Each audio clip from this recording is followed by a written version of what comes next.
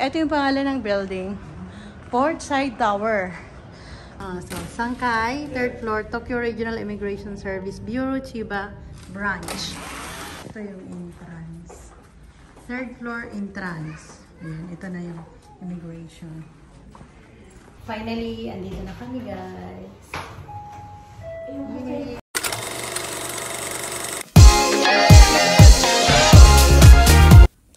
Scan to subscribe.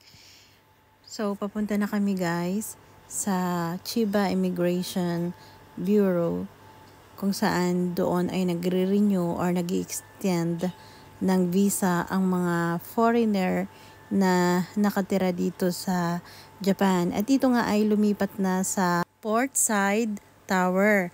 Kaya halina kayo, guys, at pasukin na natin ito at hanapin na natin. Sabay-sabay natin hanapin itong bagong place ng Immigration Bureau dito sa Chiba. Actually, ito naman ang kanilang parking. Pwede ka ditong magbayad ng parking kasi wala silang free parking. Medyo mahal dito. 1,000 ang kanilang isang araw. 1,000 yen. Then, syempre, kukuha ka lamang dito ng ticket. Ayan. So guys, dito sa floor information, ang Chiba Visa Support Station is 1st floor. Katabi siya ng Matsumoto Kyushi. So dito kayo papasok sa Foreign Resident Visa Support Center. So pasok tayo dito na eh. First time kasi namin eh. Andito na nga yung tindahan ni nagtitinda ng mga Philippine store, yung Japanese na doon din siya sa dating building. So ito na yun. Dito na talaga. Yan na yata, baby, no? Hindi pa. So exit lang dyan sa door na yan, guys. And bandang kanan, nandun na mismo yung place. So guys, napakalaki ng building na to. Bali yung una namin pinuntahan, sa visa support lang yun. Pero yung pag mag-a-apply ka ng visa or mag-i-extend ng visa, sa 3rd floor ka, pupunta ng Portside building na ito. So yan, guys, hinihingal ako kasi umakit kami dun sa may hagdanan. So let's go, guys. Huwag niyong kalimutan, 3rd floor.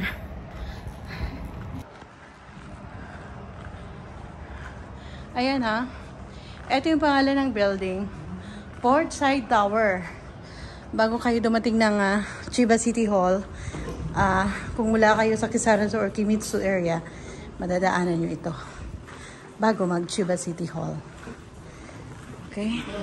Sakay tayo ng elevator hanggang 3rd floor. Ba't walang 3 dito? Mali ito. Iba to. Papunta to sa taas na building. Nagkamali kami ng ito yung pangsangkay. Mataas. Asakay desu. Sumimasen.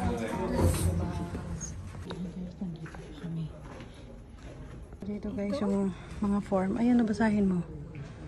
For permanent resident. Hindi ba? Sa card lang yan. Hindi yung application form.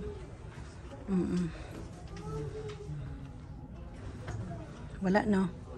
So, doon talaga tayo sa counter manging. So guys, ito yung i-translate muna natin for pag-apply ng permanent resident. I-try muna natin ito. At nakabitso ito, guys, or nakaseparate. Sa counter ninyo ito hihingiin. Itong application for permanent residence. Kasi wala ito dito dyan sa futso ng mga form. Wala yan, guys, dyan ha. Guide lang ito, guys. Pero guys, kailangan magsusulat ka muna ng form bago ka mag-apply ng extension of visa or permanent residence visa. So, kasalukuyan ang nagsusulat si TJ at mamaya pagkatapos niyan, submit namin sa counter. Ayan, waiting na si TJ. Nag-apply na siya. Waiting na lang siya na tawagin ulit. So guys, babalik kami at bago makapag-apply ng permanent resident ang anak ko, kailangan din ng mga taxes requirements namin galing City Hall ng sa akin at ng asawa ko. So lahat yun ay kailangan namin i-submit para ma-approve ang application ng anak ko for permanent resident visa. So ngayon babalik kami sa City Hall kung saan kami nakatira para kunin lahat ang mga requirements. So kasalukuyang nandito pa lang kami sa parking lot. G37 ando yun na, malapit na. So guys, andito na kami sa City Hall ng Kisarazu City para kunin yung kulang naming requirements.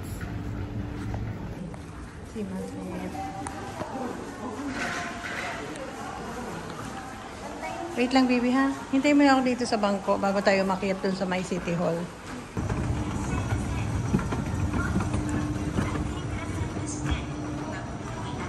City Hall na tayo. So guys, kasalukuyan na kami ni TJ na naghihintay. Dito na kami sa may Minkin department. Pero medyo mabagal dito guys. Kaya medyo matagal yung paghihintay namin. Sana mabutan pa namin yung Chiba Immigration bago mag-sarado. No, baby, no? Dito na kami sa Minkin office. And waiting again kami dito sa may Minkin office para sa Shuroy or sa kailangan namin papeles.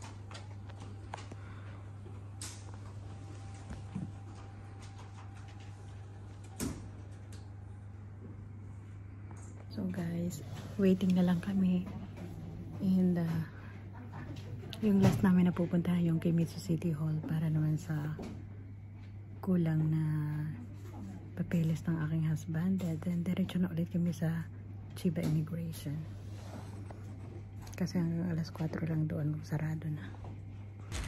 So guys, last stop na namin ito para makuha ng asawa ko dito sa Kimitsu City Hall. Ito yung Kimitsu City Hall. Yung kanyang binayarang taxes na 2 taon, dito niya kukunin para tuloy na yung apply ng anak ko ng visa. Then dahil gutom na nga kami, bumili rin ako ng mga makakain sa Lawson. Dahil wala pa kaming lunch, mag-aalas 2 na. Dahil nakabuli namin sa immigration. Hanggang alas 4 lang kasi doon guys. So kahit pagod na, tuloy-tuloy. Ayan, may inumin na rin kami para pwede kaming kumain dito sa loob ng kotse. Anyway guys, nandito na kami sa Kimitsu City Hall. Last stop then, back to Chiba Immigration. So guys, ayan, nag-Kusukudoro na lang kami or expressway para mabilis kami makarating ng Chiba Immigration dahil until 4 PM na lang ang kanilang opisina. So bago mag 4 PM kailangan may submit ng anak ko ang kanyang mga documents para sa kanyang visa. So ayan na nga, nasa ETC na kami. Ayan.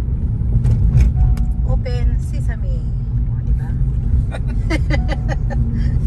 Natawa yung husband ko sa Open Sesame. Ayan. So from here, it takes only 34 minutes to Chiba Immigration. Let's go guys. At umuulan na. That's blessing. That's a blessing.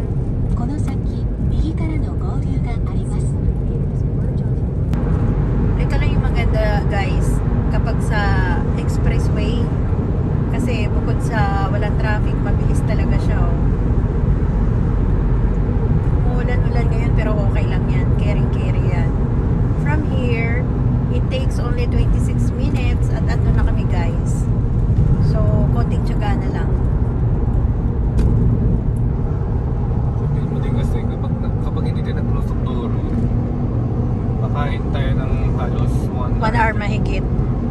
Isang oras yung difference. Kasi hinahabol namin ang oras bago mag 4 PM. Close na sila eh. Kaya bago mag 4 PM, dapat ando na kami. Di ba, TK? Saan ka ba, Bibe? Hindi kita makita. Nakatapunan na ako ng Diyan ka ba? Nakikita ba? baby. Kung nakikita ka dyan. Exit na kami dito guys. Sa may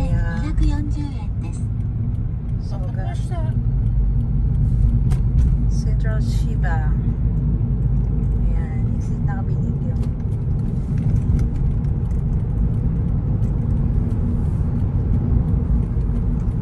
dito rin tayo pina-exit nung ano, pumunta tayo ng ano.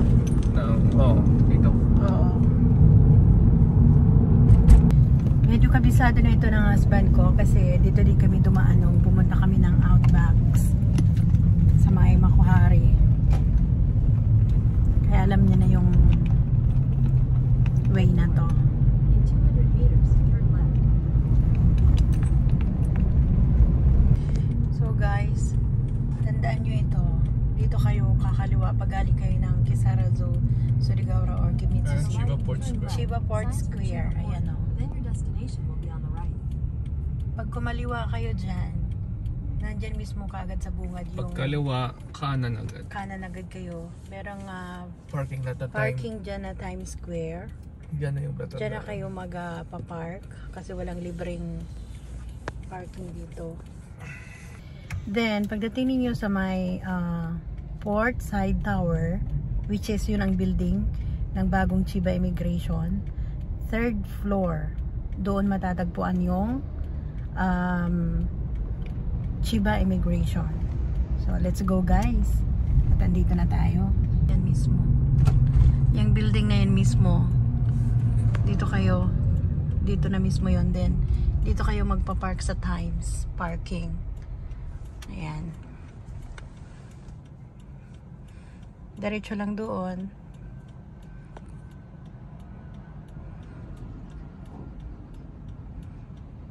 Ayan. Dito naman tayo parking. Ayan. Sa may basement. Sa basement 1 ito. Ayan. Kuha lang kayo ng ticket dito. Medyo mahal nga lang dito yung presyo guys. Wala nang libreng parking. Unlike before. Kunting information lang. 1,000 ang per day nila. 24 hours na yon. So medyo mahal talaga yung parking. Pero no choice. Let's go na! So Sangkay, 3rd floor, Tokyo Regional Immigration Service Bureau, Chiba Branch. So ayan guys. Let's go na. Masaya. Kaya may pa-urutuot siya ni Jason sigarilyo. Finally, andito na kami guys. Ito yung entrance. 3rd floor entrance. Ayan, ito na yung immigration. Ayan naman guys kung gaano kakapal yung kanyang isasabit na papeles for permanent residence. Kulang pa yan, may hinihingi pa. Pero ano na, andito na ang kanyang agaki. Ayan. So approve na. Ay hindi pa approve, tanggap na na Bibi no? Tanggap. Good luck. Bibi, good luck. Guys, kung hindi nga siya ma-approve for permanent visa application, pinaperma siya ulit dito ng futsu na pang extension of visa na form.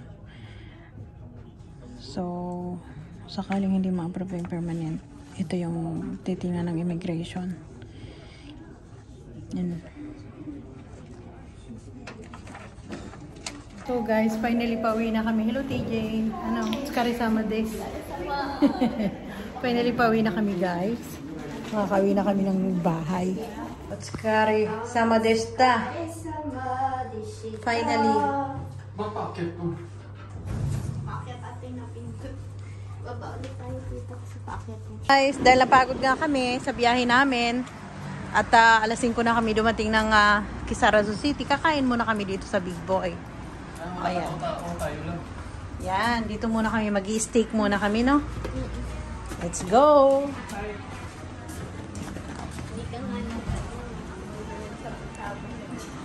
Diba? Steak muna kami. Dito na kami magdi-dinner. Choose your favorite seat. Saan tayo? Hindi lang sa bintana. May bintana?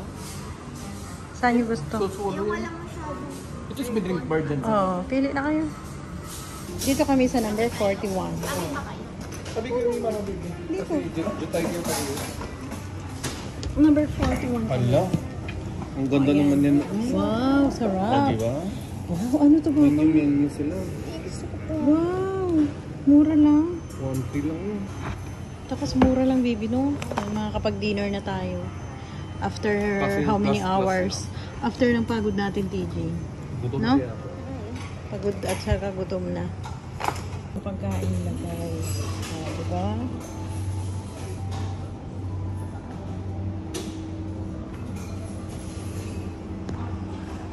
Salad. Tapos, ayan dyan pa. Paano yan? Mga soup at saka kare-kare. Ay, ano, curry rice. Diba? Yan. Ito corn. Corn soup. Naman ang drink bar. Pero kami, mag-water lang kami. No, bibe? Ayan. Big tips, guys. Oo. Ito yung drink. Drink, salad and soup. Guys, merong ano, mintay ko macaroni. Mushroom spaghetti. Mushroom pasta. And meron ditong salad na bamboo shoot. And meron ditong